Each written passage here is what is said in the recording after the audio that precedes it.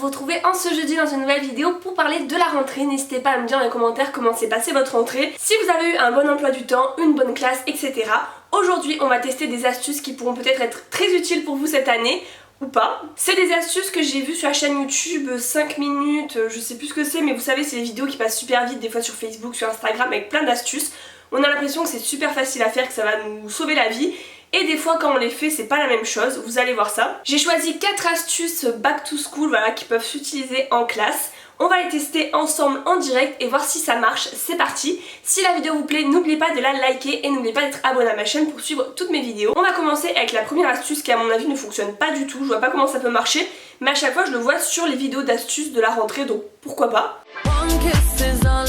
C'est d'imprimer du coup une photo de son visage avec des lunettes, de découper le tour des lunettes, de le coller sur des vraies lunettes et de les mettre en cours.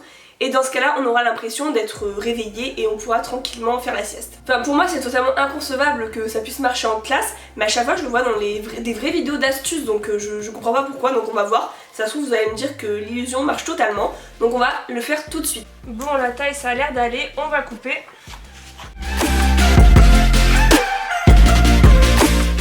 Donc franchement voici le résultat final, donc c'est même pas la même couleur de peau. Là en plus vous vous rendez un peu moins compte parce que vu qu'il y a le retour écran, vous voyez vraiment en fait le reflet bleu des lunettes, mais bon c'est pas grave. Donc voici quand je les porte. Honnêtement, est-ce qu'un prof pourrait se faire duper par ça? En plus je l'ai vu sur je ne sais combien de sites d'astuces, hein. Franchement je comprends pas. Voilà, moi je ferme les yeux derrière les lunettes, hein. Dites-moi dans les commentaires ce que vous en pensez.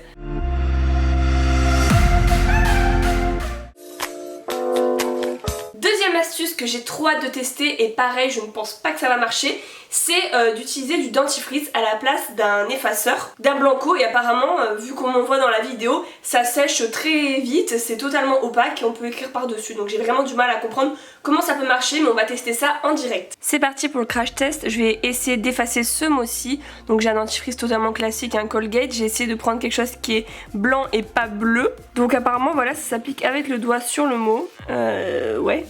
Mais sur la vidéo ça paraît beaucoup plus simple, hein. Là je vois pas comment ça va sécher et comment je vais pouvoir écrire par dessus, ou alors ça va mettre beaucoup de temps. Et si j'en mets moins, c'est transparent donc je suis obligée d'en mettre beaucoup. Non, je valide pas.